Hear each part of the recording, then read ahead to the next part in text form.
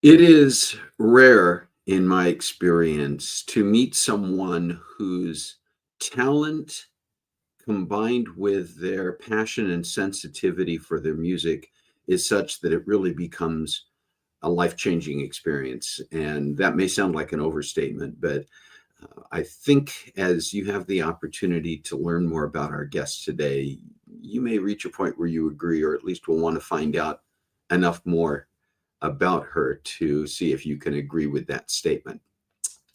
So put on the brakes, grab a cup of coffee, and join the conversation because it's time for Coffee Breaks with Steve.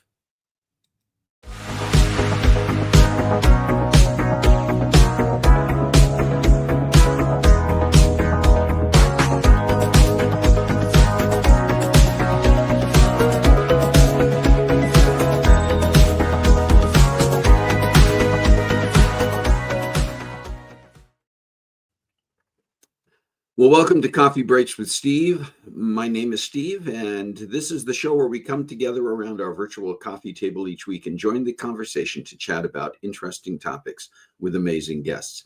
If you're joining us for the first time today, welcome. And if you've been with us before, welcome back. I'm going to take a quick look and see who is here. And I see Rick is saying good morning. Good morning to you, Rick. And if you are here, please do let us know. Say hello in the chat so that we can know that you're joining the conversation, and particularly when we do get, thank you, Rick, everybody drink. When we do get to our guest conversation, please do engage in the chat with our guest. She is hopefully going to make an effort to make an effort. It makes it sound like it's some chore. I know that our guest is going to try to join us in the chat today. She is joining from overseas. That in and of itself can be an issue, and we will see how that goes. But anyway, I'm glad you're here, and do say hello and let us know how you were doing and how are you doing today. I'd like to hear from anybody who's on here and know what's going on in your neighborhood. Last night was Halloween. Curious, we talked about Halloween last week on the show, but I'm curious about how everybody's Halloween went. Did you have trick-or-treaters? Did you yourself dress up? Saw a lot of pictures on the internet yesterday on social media with people posting their own photos of themselves or family members in their costumes. And so I hope we actually, it was supposed to rain here in Spokane, and we ended up not having rain in the evening. Not that I saw anyway. However, this has not been unusual for us. We had no trick-or-treaters. We had nobody come by the house. We deliberately bought some treats to hand out, but we bought a small number because we've known from previous years that if we get anybody at all, it's a very small number of trick-or-treaters. And we got snacks that we ourselves knew we would not eat, so that we're not going to get the sugar rush from downing a bunch of candy. And what we have will hold and can be used in a couple of months as stocking stuffers for when our grandkids are here. Yeah, no trick-or-treaters at your house. And I know it's going to be at best iffy for you guys, Rick, where you're at, depending on who's visiting and who's at the neighbor's house. But anyway, yeah, I'd like to hear from you how that's going. Today is November 1st, and curious about what you're thinking now. We are in the month, obviously, the very beginning of the month, where the American United States Thanksgiving takes place at the end of this month. And from my perspective, once we get to November, we're kind of steamrolling into the holiday season. Like this is, in reality, we're in the holidays. So technically, for me, it's kind of like Halloween, however you happen to view Halloween as an event or a holiday or whatever else, is kind of the threshold. And you cross that into November, and you're going to see it, if you're not already seeing it in the stores, you're going to see it on TV and commercials. It's going to be everywhere. So I'm just checking something real quick here. That's unfortunate. Well, yeah. So unfortunately, our guest today, I'm getting messages from her. She was trying to connect from Europe, and we resent the link so that she could get in here, and it's saying that it's been deleted, which hopefully is not the case. I see that some of you are in here, and I know that we're getting a chat on our Facebook channel, and it's broadcasting there. So sorry, Joanna.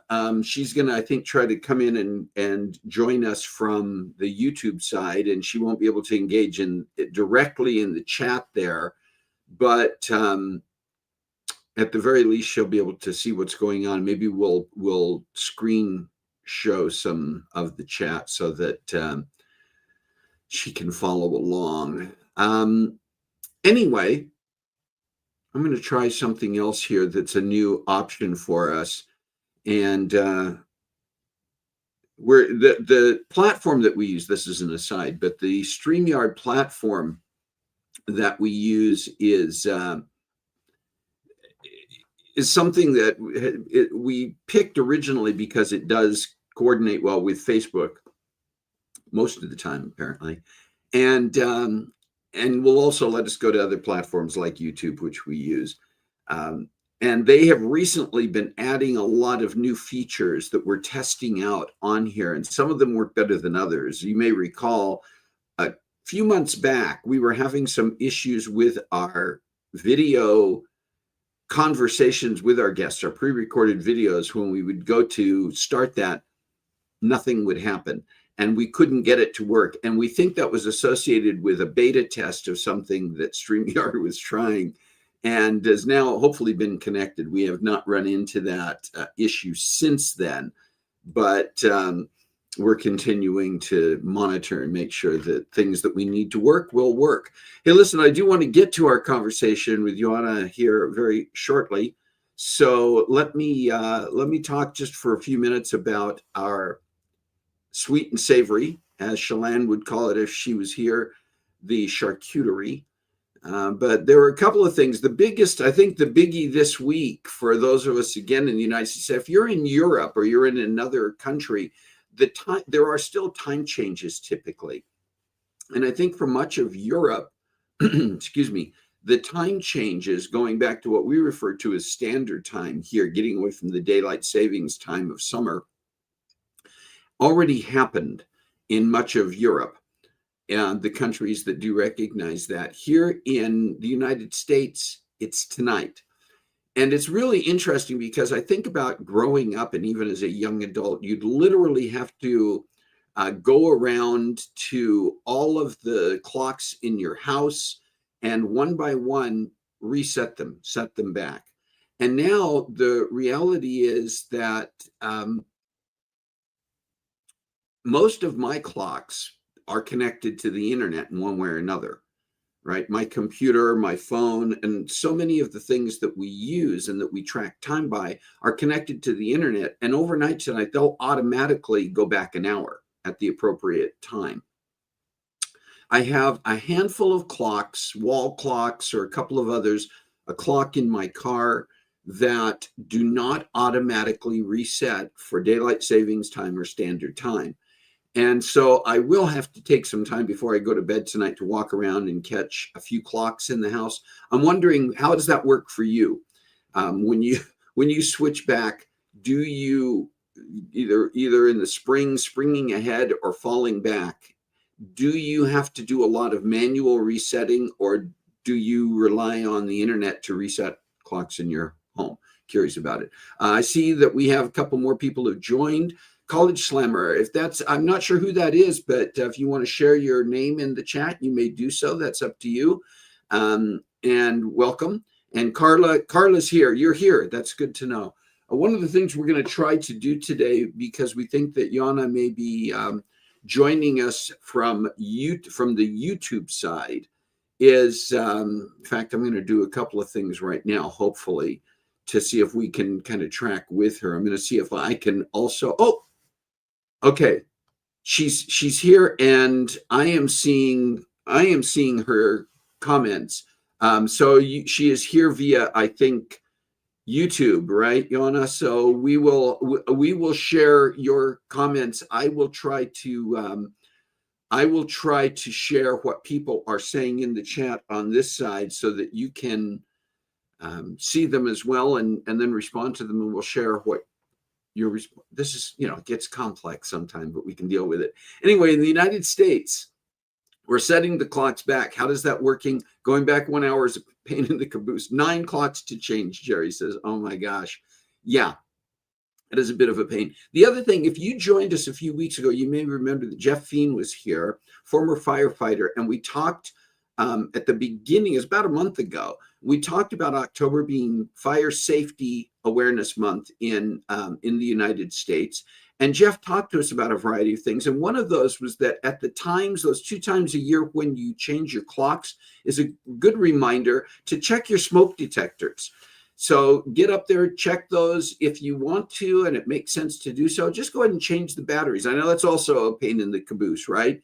Got to get up on ladders in most cases to get to those smoke detectors, but it's essential. So just a reminder that you want to take a look at the smoke detectors and the other safety features in your home and make sure that everything is a good time of the year just to do that, especially as we are getting into the holiday season. And there are going to be people in the couple months coming up, setting up Christmas trees that themselves, if you're using natural cut down tree, can be a fire danger. If you're lighting candles, if you're doing other things like that. I need coffee. Did you hear me not be able to get through words there? Rick, help us out. Thank you. All right. Listen. Oh, and Kathy couldn't get on the chat on her phone. So our guest, Kathy, Joanna, is having trouble getting on the Facebook in general. Hopefully we're not having problems with that. I see most of you are here. But do remember, while the chat primarily takes place on Facebook, we do simulcast onto YouTube. We encourage people on the live chat to be here because that's where the chat's taking place. Carla says, always takes me weeks to adjust to the time change. It's almost like a jet lag situation for some people to have to change the clocks because we're readjusting. The biological clock goes, what are you doing? Right. But anyway, we want to make sure that we're prepared for that tonight and that we are taking advantage of the opportunity to do some safety checks around our home while we're doing that. A couple of birthdays. Joel Herman, good friend, who's been a guest on this show a couple of times, ultra marathon and distance runner, celebrating a birthday tomorrow and still doing running. I'm tracking him on social media online. This guy is still doing marathons and distance runs, and we're probably going to have Joel back here at some point in the not too distant future, talk about some of the things he's got coming up and some of the things he's doing. The guy is a marvel just by what he does. And then Kathy LeGros, who's an author. She was on here. It's been a few years ago now, but a book that she wrote about her grandmother. And it's a biographical novel, really. It's a book that is amazing. And I'd love to have Kathy back on here at some point as well. She's also just an avid reader and a book aficionado. So we need to have her back on here at some point. But happy birthday to Kathy LeGros this week. Do you have a special day this week? You can let us know that in the chat. If you have a special day coming up, an update or news or any item of interest for our sweet and savory segment that you'd like to share, you can let us know about that. If there's something special you think we should know about this week, or you have a special day, put it in the chat. It could be a birthday, it could be an anniversary, it could be something else special that you or a loved one are celebrating and you would like us to celebrate with you. If you got something coming up in the future, and you would like us to get it on our list, get it on our calendar so that we can celebrate with you, you can send us an email to cbwsteve@comcast.net, and we will make sure that we do track that with you. All right, listen, I want to tell you a little bit about our guest, and I want to just share some things that why I wanted to have her on here. A couple of months ago, Carol and I were on a trip to Europe, a tour in parts of Europe. And while we were in Warsaw, Poland, one of the excursions that our tour group set up was to go hear a Chopin recital, piano recital. And I'm a fan for classical music. I'm a fan for Chopin. And if you've ever listened to people who are playing Chopin, Chopin is among, I'm not a pianist, so I'm saying this from the standpoint of a layperson, is among the more difficult composers to play and to play effectively. And we had an opportunity to listen to an artist who, in a fairly small room for this recital, that blew my mind. I was just entranced. I was hypnotized by the sound of the music and her passion in presenting it. And so I took the trouble to get in touch with her after we got back from that trip. And she was kind enough to say yes, that she would join us on the show. Let me tell you a little bit about her. Joanna Sochacka is a concert pianist and a Steinway artist who's been praised by critics as a woman on a mission, with playing described as powerful, hypnotic, and full of passion. She has performed across more than a dozen countries and recorded critically acclaimed albums featuring works by Polish composers such as Frederick Chopin and Grażyna Batsevich. I'm not Polish. I struggle with the pronunciation. Excuse me with that, but I'll do my best. Grażyna Batsevich, both earning top honors from Gramophone and Pianist magazines. A prize winner of numerous international competitions, Joanna also serves as president of the Agitado Music Foundation, I hope I pronounced that correctly, and teaches at the Batsevich University of Music in Łódź, Poland. Born in Poland and now based in Germany, she continues to share her artistry with audiences and students around the world. And as you're going to hear, not only is she a performing artist, but Joanna is also has a doctorate in music and teaches at university. And she's going to talk about that as well as we get into this. So here, please welcome to Coffee Breaks with Steve, Joanna Sochacka.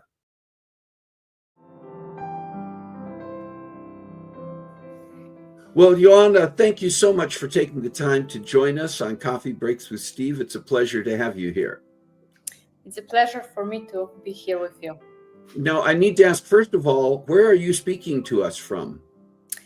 Right now, I'm speaking from France. I'm in the south of France. So I'm actually very happy because it's very warm here, still a little bit like summertime. So yes, so I'm in France right now. Now, you are originally from Poland, is that correct? Yes. I was born and raised in Poland, and now I partially live there because I teach there at the university, but I'm based also in Germany. I'm wondering if you could share just a little bit about your background, about your upbringing and how music first entered your life. I'm assuming that it wasn't something that just started recently, but you've grown up with music as a part of your life. Yes. I think it's for every artist, for every pianist, is a bit different. But for me, it started when I felt that I want to play for the whole life or for the rest of the life. That was when I was 12, I think 12, and I made that decision. And since that time, I never doubt always I was sure, okay, that's the right decision, and I'm very happy about it. But I think it's the kind of passion, yes, when you feel you really want to do that, and after you cannot imagine doing something else. But in general, I started when I think I was 5 years old or 6 years old.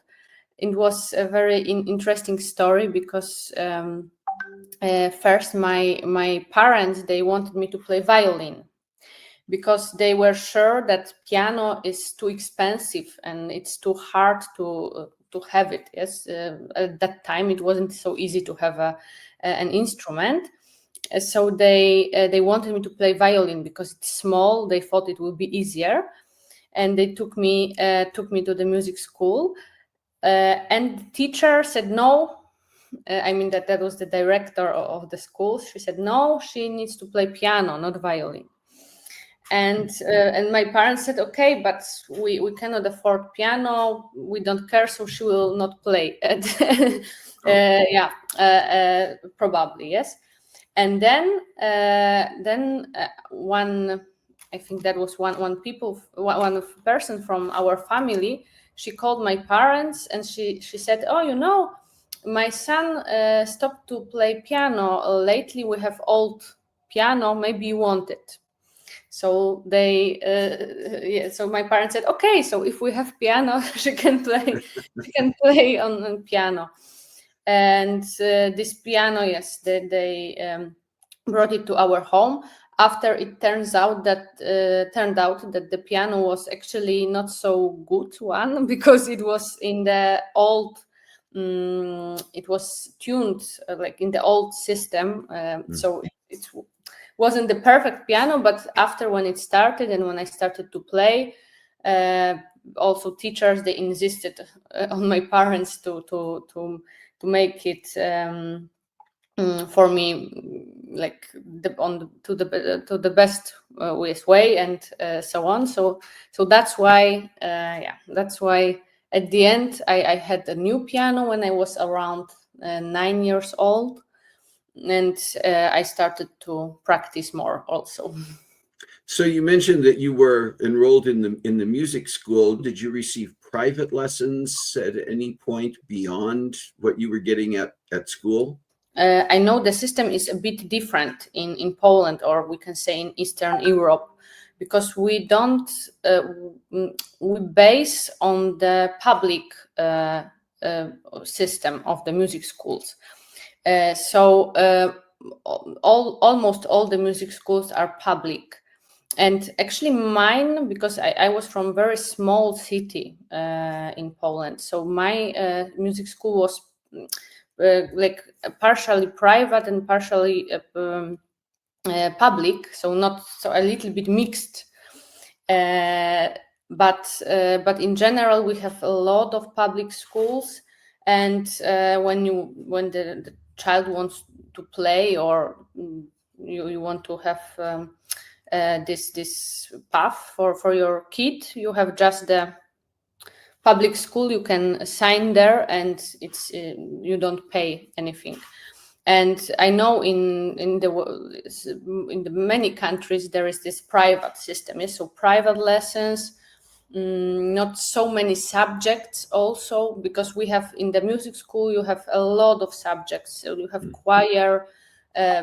Since you are very small, from the first year you have choir, you have some chamber music, you have theory lessons. So really a lot of this. It's very intense.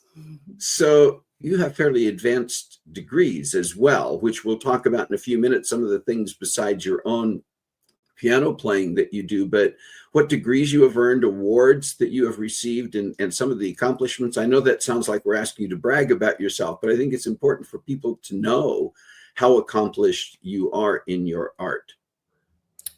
And that's also, I think, a part of in general in Poland and in Europe, how we achieve some degrees. Yes, because first of all, as musicians, we like to study a lot, to study for many years. So mostly not just one studies, but also some studies abroad, some additional studies. And also there's the thing that when you want to teach at the university, so you want to have the students, also you need to achieve, maybe not always, but mostly, especially in Poland, you need to achieve a doctorate. So you need to make also PhD studies after all the studies. So that was very long journey, because after first studies in Poland, in Krakow, I went to Switzerland, and at the same time I was studying PhD, so masters and PhD. And after I went to Austria, also to make another studies, and I finished PhD. I already started working, but all of that it was happening. So really a lot of studies, many years of studies. I think like 11 years of studies after the school. And in school also that was very intense, because we have in Poland also two types of music schools. We have music schools which are combined with regular schools, so you have everything all together, and you have the harder version, more difficult version, when you have two schools, and then you are, for the whole day, you are busy. So I had this hard version, difficult version, and it was really exhausting, because both schools were very demanding, and after the schools I needed also to travel, so for like competitions, master classes, so that was really intense time. And and for mostly for the whole life, yes, all the time studying. But I'm very thankful for that, because at some point I knew I want also to make so many studies, and not only because of my playing, but mostly because of my teaching, because I really felt I want to teach at the university. So that's why I started PhD, and after I also wanted to make a lot, or as much as I can, to be a good teacher. I'm wondering which composers you enjoy playing most and feel the most challenged by in your own playing. So Scriabin is definitely one of them. And I need to say that lately I know more which kind of music, which composers I really like to play, because when I was in this school and studies system, all the time there was something I needed to play. Yes, so of course also as a Polish pianist, we had Chopin all the time. Yes, for the whole life. So that's why I played a lot of Chopin. Of course, I needed to play a lot of Bach, a lot of Beethoven, a lot of Mozart, and so on, like to build this. I played Schubert, I remember, like all the very classical composers. And after that was this point when I realized that I can build my repertoire from the pieces I really like, and from the pieces, from the composers I really like. So lately I found out that my favorite ones are Rachmaninoff, we can say also Scriabin, and I like very much Liszt, and I don't know why I didn't play a lot of Liszt, maybe because of Chopin thing. So it was not enough time, yes, to play everything. And also I still, for example, I explore now new composers. I found Albeniz, also when I was in Spain, and I think also it's something I really want to play. So it's still going, the process of making my repertoire from the pieces I really like and I want to perform. As a professional artist, I'm wondering, to maintain the levels that you need to be at, I'm curious about how much time is spent in practice, how much time continues to be spent in some form of study to understand the new composers, the additional composers that you do want to be able to play. What is involved in maintaining that? So I would say that like 20% is your personality and your character, and then 80% is work. So it's a little bit also for me like with sport, yes, but so we need the very skilled body to play the piano, especially like the whole body, because we see that pianist is playing with fingers, but the fingers are the end of the whole machine, yes, which is playing. So the whole body is involved in playing. A head as well, because we need to to think, to remember, to analyze. to have the structure, to have the interpretation. But so that's why it's a little bit like with sport for the body. So we need those hours to practice. So in general, it's hard work, and this special thing maybe which helps us to reach the audience. This is very, very personal. Yes, like one pianist will play another way, one will play with less feelings, one will play with more feelings. I'm kind of emotional person, so I think it's quite a lot of feelings happening when I'm playing. But yes, but this is something. One thing you cannot train is your feelings, is your emotions, and then also to be to I don't know to succeed. You need to have it organized. Yes, because when you have just emotions, you have a mess also. Yes, because always the structure of the piece need to be very. We need to think a lot how to make it to sound well. Yes, to sound the best. So that's very, very complex. Complex process how to make your interpretation, how to play, that's I think for every person it's also different. So we're going to take just a moment. We've been talking about your art, and we want to take just a moment to share with our audience just a little bit of what that looks and sounds like. And so this is just a little portion of Joanna's piano skills.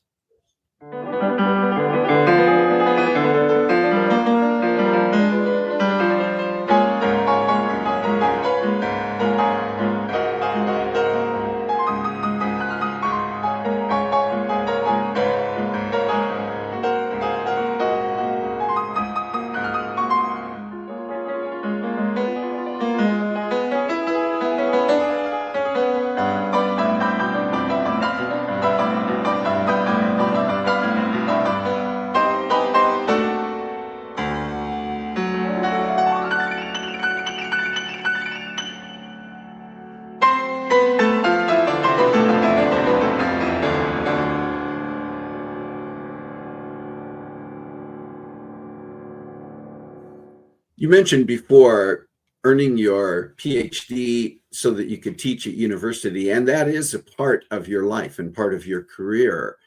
What can you talk a little bit about what led you to want to not only be a performing artist, a performing pianist, but to also be an instructor and to be able to teach others? So this is my I can say biggest passion, to teach others. And that was because, as I told you before, that the piano playing is a very complex thing. It's very, very complicated. It seems to be easy, but it's not. It involves also psychological issues. Yes, like many things we need to know, we need to make to be successful. And when I realized that, when I was, I don't know, around 19 years old, I realized how important is to have a good teacher. Because when you are young, you just trust anyone. You just trust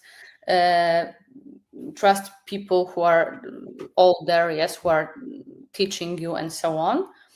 And if the person is not right, if the person doesn't know exactly how to teach and how to train a professional pianist, because this is the important thing, how to train professional pianist, then it can be really devastating for the whole life.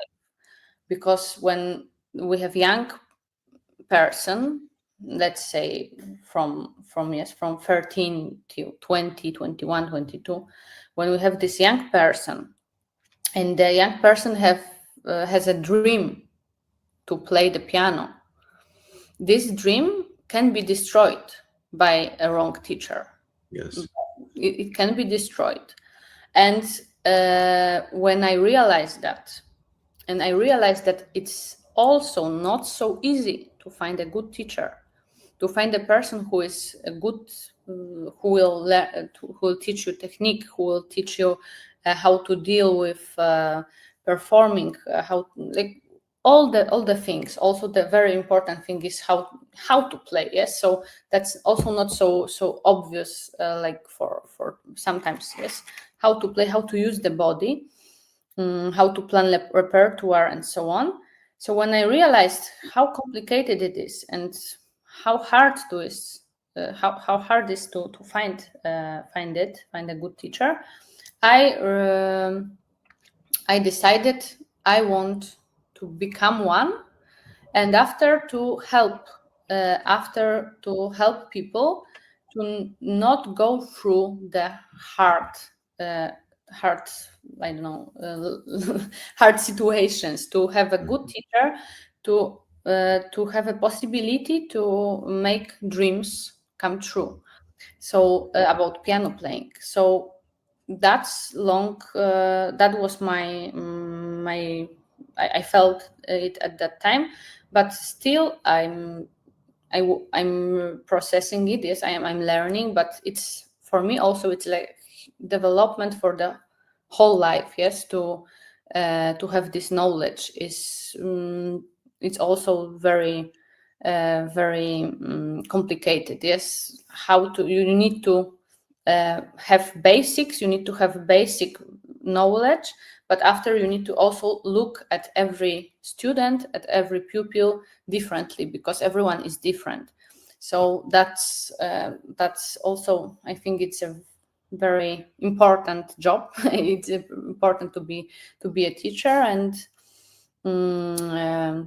yeah, that was my motivation, and I hope in general we will have more and more passionate and great teachers, because after they can save lives of young people.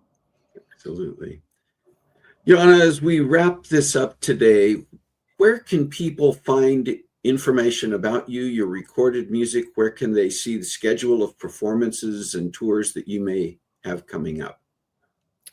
So of course, I invite you all to follow my social media. I'm trying to put there most of the informations. Also about the upcoming projects, there are some informations on my website. But most current are social media.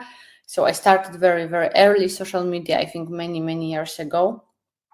20, or no, maybe not 20. Okay, but but many. Yes, and I'm also trying to post there regularly. So my website, my Instagram, Facebook. And also, I invite to listen to the music on Spotify, because lately I have an also very nice new collaboration with label Novus Pro Musica, and we are planning a lot of nice releases. Right now, we released an album with piano duo music, because also I'm playing solo, but also I'm playing a lot with my duo partner, Anna Miernik. She's also a pianist. So we met also to record this album, and it's now available on Spotify. There will be also a release with Philip Glass music, which I really like lately, and after some other releases. So also lately on Spotify, I saw there is a new option. You can also be informed about the concerts or events. So yeah, I invite you all to follow all my social media platforms. Joanna Sochacka, thank you so much for taking the time to join us here on Coffee Breaks with Steve. And thank you very much for what you do through your own artistry and through teaching others to bring classical music to a world that very much needs to hear it. Thank you very much, and hope to meet you again at the concerts or here. Thank you very much for invitation.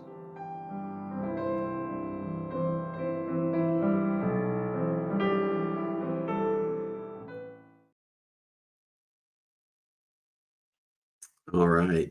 Fantastic conversation. I am, again, comments. I was trying to put a longer message in and somehow it got cut off. I love Joanna. I do. I think she is an amazing person.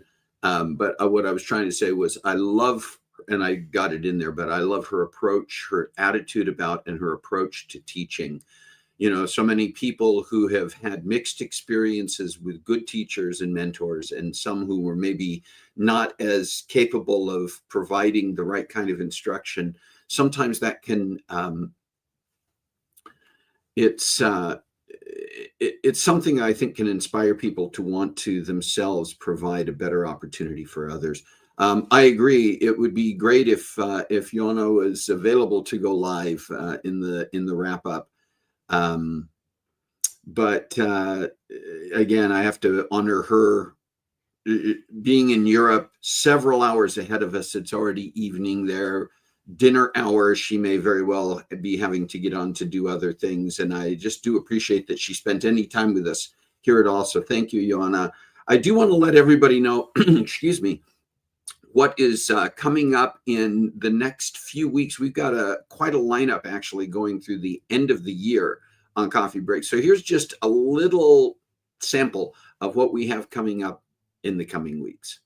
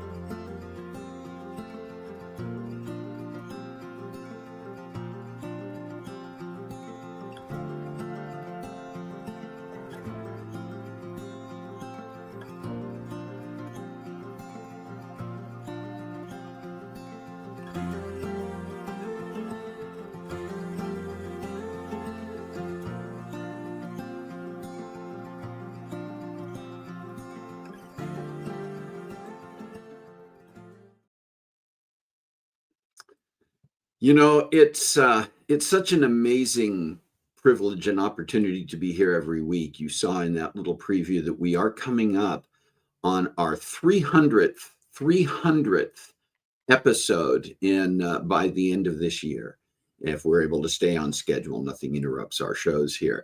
But just think about this from the standpoint of the fact that so many of you have been joining us around this virtual coffee table for all of this time.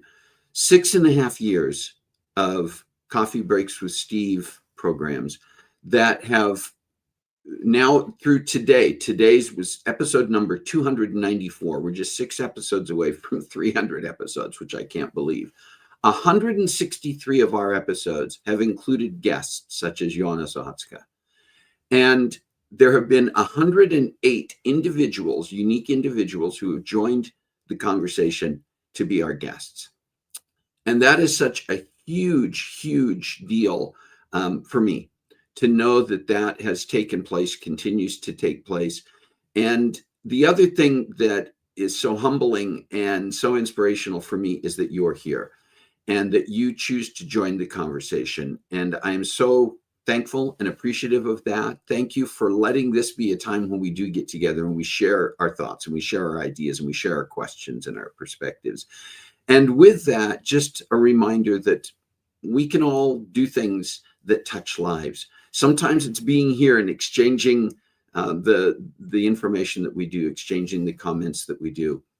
sometimes it's learning to and new things and being inspired by people like Joanna and getting ideas about what we can be doing. I think about what Joanna Sochacka is doing to through her music to touch lives. I know how it moved me when I got to hear her live, and to think about what she is doing to teach a new generation, and what a huge impact that makes. So it's just a reminder as we wrap up today to remember that we all have the ability to do something. You may not be a virtuoso on the piano, but you can do things that touch lives. So please find a way to make a difference in your world this week.